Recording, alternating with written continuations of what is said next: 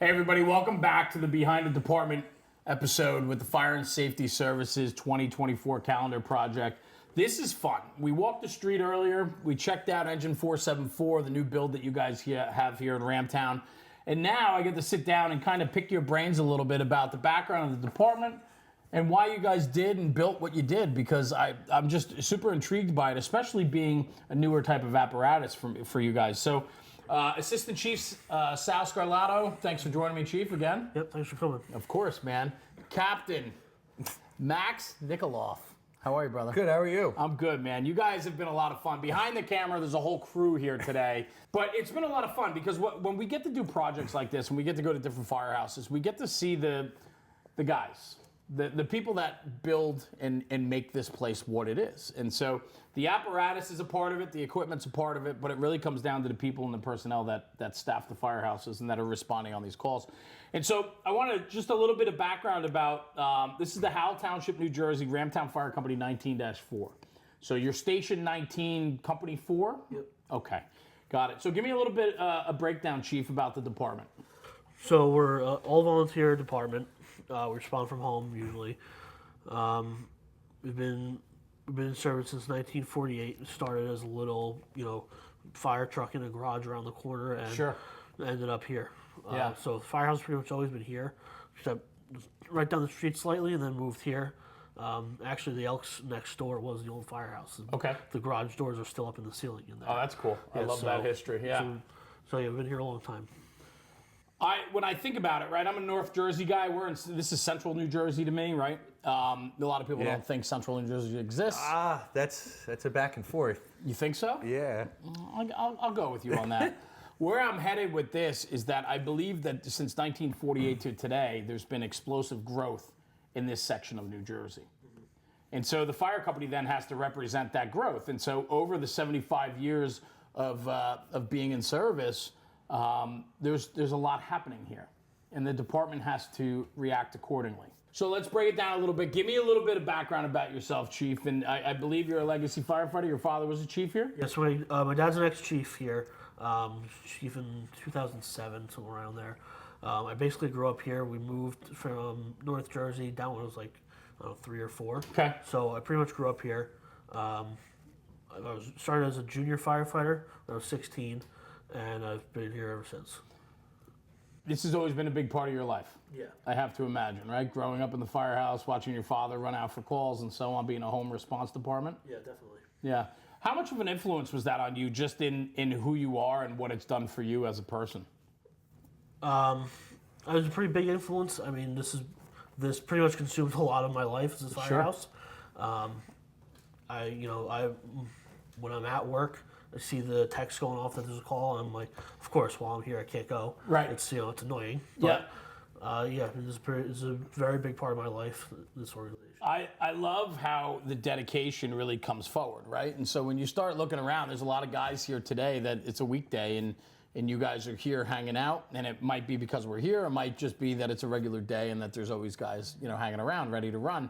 Captain, for you, man, what's your story? Like, what's your background? I'm a first-generation fireman. I grew up always watching the fire trucks go out, and just when I turned 16, I became a junior. Did you grow up in this area? Grew up in this area my entire life. So is this your home department? Yeah, it's my home department. I love that. What has it done for you? 16, you come in at 16 years old, you're ready to run. Yeah, it's done a lot. I live so close that I used to run here when I was a junior. Is that right? Yeah, so I guess for me, I've just always wanted to do it. Yeah. So. Yeah, I love those guys, right? I love the guys. I live very close to my firehouse as well, and so it's a quick response. You get there fast. You got some time to get things in order before the trucks are running out the door, right? Yeah. So on, and it always seems like an eternity, right? Oh, that it does. Waiting, because I live so close now that I'm driving here, that it feels like forever. Like, who's coming? When are we going? Let's go. Let's go. I totally get that. Well, I love it. I mean, and then so coming up through the firehouse, then I'm sure it's done a lot for you. And now to take on the responsibility of captain, what's that like for you? It's definitely a change from being a fireman to going to captain.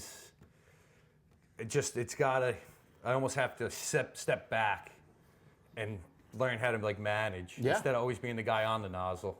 Well, that's a big part of it, right? It's as we progress through our fire career, you always find that the next step it's a new learning curve, right? Yeah. Oh, it's definitely a hard learning curve for me. So let's talk volunteerism real quick. It's a home response department. I know you guys said you do about 500 runs a year here, home response. So pagers are going off, the trumpets and sirens are going off, and you're coming down, you're getting the apparatus out the door.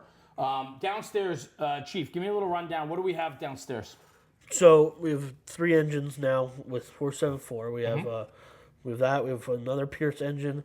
We have a rescue engine also downstairs, a ladder, tanker, and a couple other smaller utility vehicles. So when I think about it, then as soon as you throw a tanker into the mix, right? And I know it's a 4,000-gallon tanker downstairs. We don't have a reliable water system throughout the entire town, do we? No, there's quite a lot of places that still don't have hydrants all over the town. So we'll go, that runs second due in our district to any area where there's no hydrants, or we'll go all over the town or all over the state with it. We've been everywhere. We've been North Jersey, South Jersey, wherever they call us, we'll go. I get it. Cap, for you, I mean, you and I were laughing about it earlier, right? We love being on the nozzle. Yeah. Yet we don't like being on the nozzle when we don't have water. Yeah, that is true. that is big deal right there. I think what I'm getting at, right, and the reason why I bring that up is it comes to show what happens here in your district and how widely different it is. I mean, we're right here on a main road. We have strip malls right down the road, and then you go out into, literally the most, rural setting with farms and the forests and so on, right? Yeah. Yeah, I mean, not even 5 minutes down the road, we'll be in an area where there's no hydrants at all. Right. So it's a lot. Yeah. And so then I guess so all of that comes to where we are today with the build, right? So we're here doing the calendar shoot. It's the June profiled or featured apparatus, which is your engine 474, which is a Pierce build on an international commercial chassis, 4-wheel drive. It's really like a Type 3 engine.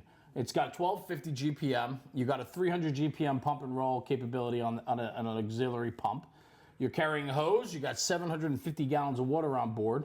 And so this thing can be a structural engine, but it can also do wildland or brush firefighting as well. Yeah, that was the point of build. When we built it, we wanted to make sure it could do a little bit of everything. So it's generally not running out as the first due engine, but it can if we need to. If it's snowing out, we put in 4-wheel drive and get there a little bit faster than we would in a normal engine, knowing that the engine or the ladder is going to be right behind it, and we need more lighting, more tools, more ladders. That's just down the road, and we can use this to get a quick knockdown. Yeah. Cap, when it comes to the elements, right, and I know that was a big talking point for you guys, you do first responder out of here as well as all, any type of fire rescue calls as well, right? So, with that, when it comes to the inclement weather in New Jersey, we do get feet of snow, not just inches, right? Yeah, so there are snowstorms with a heavy load, as well as we're doing a lot more water rescue calls these days too. Yeah. Talk to me a little bit about the capacity of engine 474 with dealing with water and snow emergencies. So we have a pond down by our park that kids go ice skating on in the wintertime. Right. So it used to be on our old 8.6, the 550. We had all that on there, but when we got this one with the 4-wheel drive capabilities, we decided to put it on there because it would fit the build so we can get through the inclement weather and the snow and the mud. So accessibility, super important.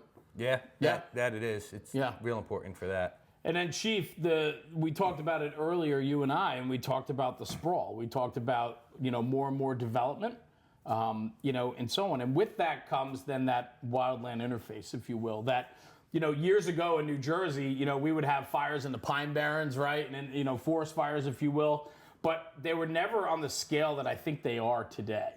Right.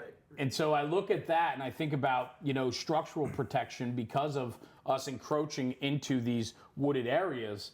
The need for that engine downstairs is more prevalent than ever.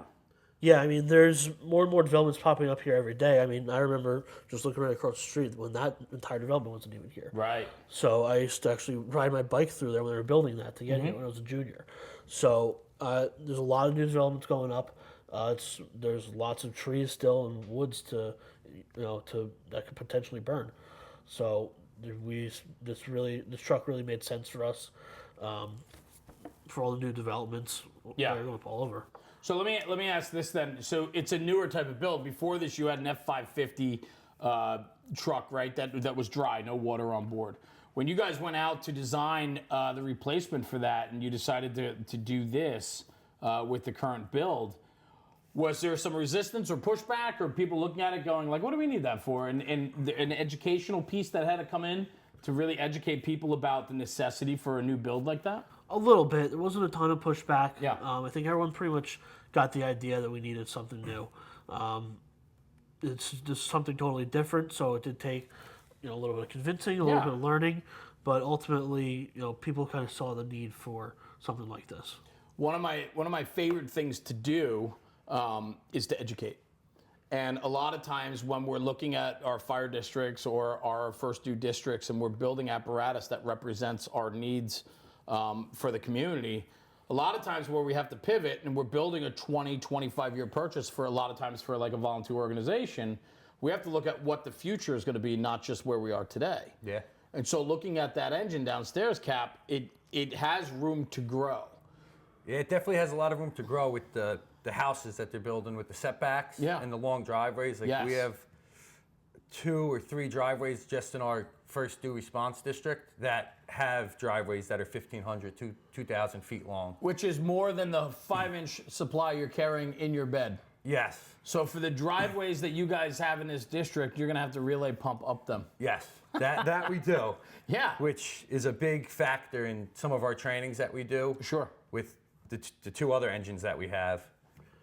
But Yeah. it's just a part of what they're building now. And if you look at accessibility, then it's one thing to have a gravel or paved driveway at 2,000 feet going up into the home, but usually compounds like that or homes like that have large sprawling properties and it's surrounded by woodlands. Yes, that is definitely. And that is where I can see Engine 474 really come into play, where you can get that into somebody's backyard, into their front property, right? And provide that structural protection from an encroaching fire. Definitely a big piece of that truck. Yeah. Is that you can get it into backyards, around structures and neighborhoods, down like access roads, like utility roads and everything like that. The versatility is incredible, right? Because when I think about it and I look at structural protection for wildland firefighting, but it also could be a structural engine, meaning interior firefighting. It's got a 1250 GPM pump on it. It's got 750 gallons of water. You got 2-inch and 3/4 attack lines. You have a 2.5 pre-connected, and you got 2 bumper lines. Yeah. Or 2 booster lines, I should say. The thing's packing a tremendous punch in a small package. You could do a lot with it, even on a structural fire. Yeah, you can with that because of just the way it's set up, and I guess the way we went through it when we were building it. Yeah. With trying to fit everything that we needed in the rural areas on there. Yeah. So a great segue then, because what I'm always curious about is when people are building newer apparatus or something a little bit different than what you've had before, how do you know what you need? That's the fun question, right? So did you guys outsource the conversation, talk to departments that had similar apparatus, things like that? Yes, so one of the big ones we had come was Sayreville has a similar engine. I think that was also a fire and safety build. Right. They actually brought that engine down here. We took it out on the road, and it was we drove that, and we pretty much decided like this is it. This is what we wanted. Yeah. And we made our changes and went from there basically. When we're looking at different products, it's so important to do your homework. Yeah. Right? And so you talk to neighboring departments, you talk to other departments in different areas that might have something similar to what you're looking at or what you think you need. So I'm sure, though, once you looked at Sayreville's, you reined it in, dialed it in, and figured out we need this, we don't need this, this is important, this isn't important. Were there certain bullets that you had to hit, certain bullet points that were like, we have to have this, we need this, we need this?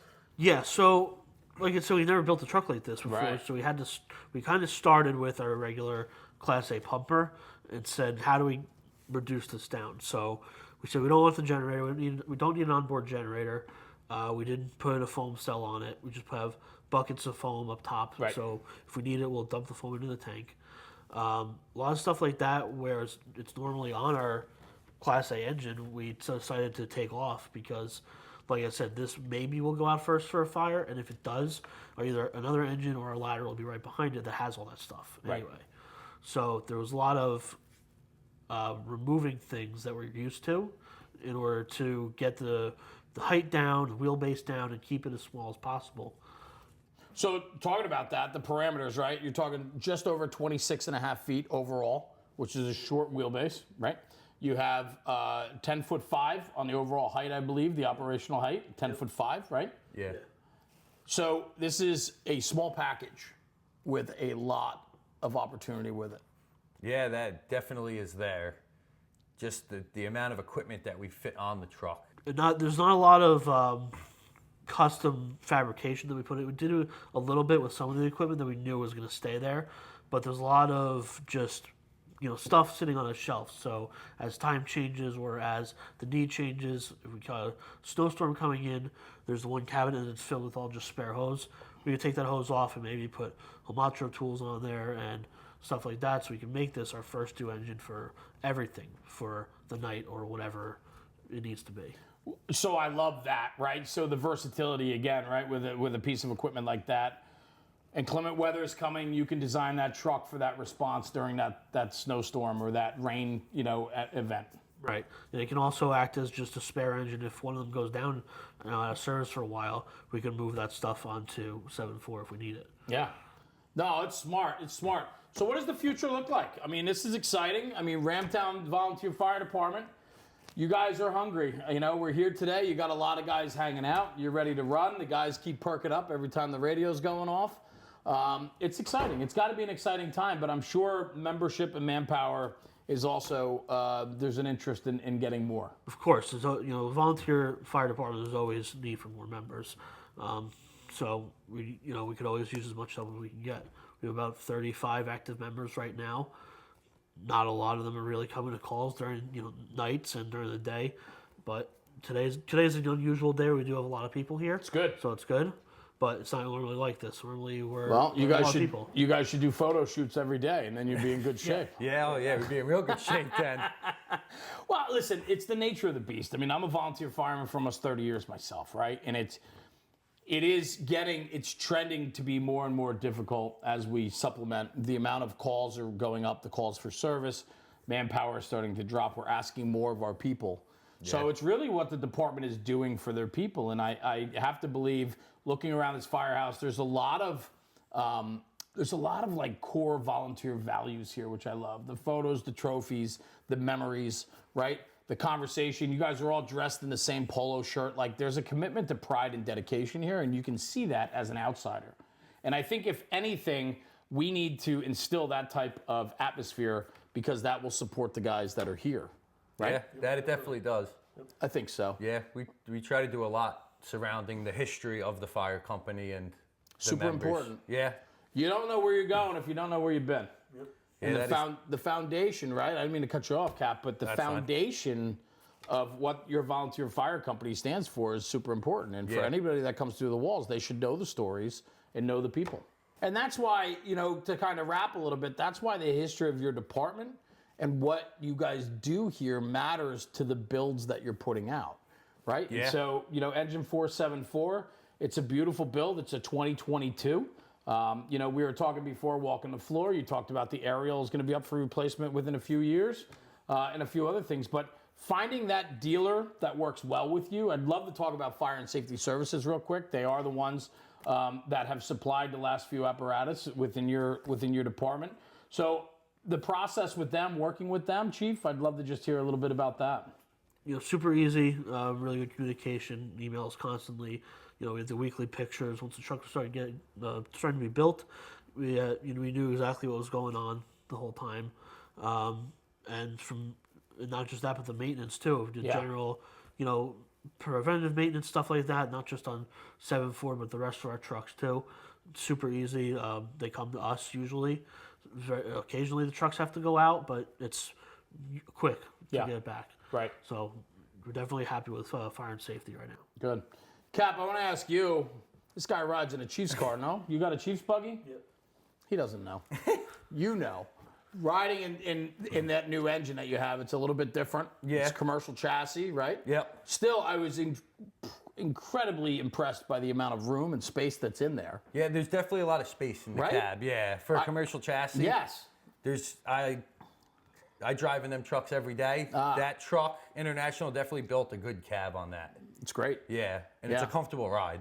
And so for you operating on that truck and working, using it now for a couple fires and responding with it, I'm sure it's been a great piece or a great addition to the fleet. Yo, that it definitely has. Even like for going to structures, it's good. For even if you have low manpower, the operation of the truck is good. Simple. Yeah, because everything's right there and it's simple. Yeah. And it packs a really good punch for the size that it is. I could not agree with you more. I think it's a lot in a small package, and I think it has a lot to offer.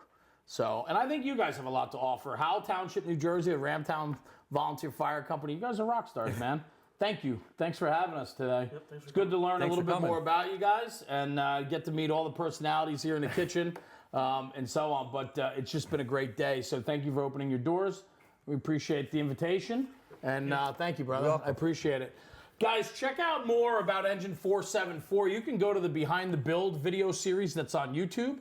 And you can also check out Fire and Safety Services website for the complete project on the 2024 calendar project.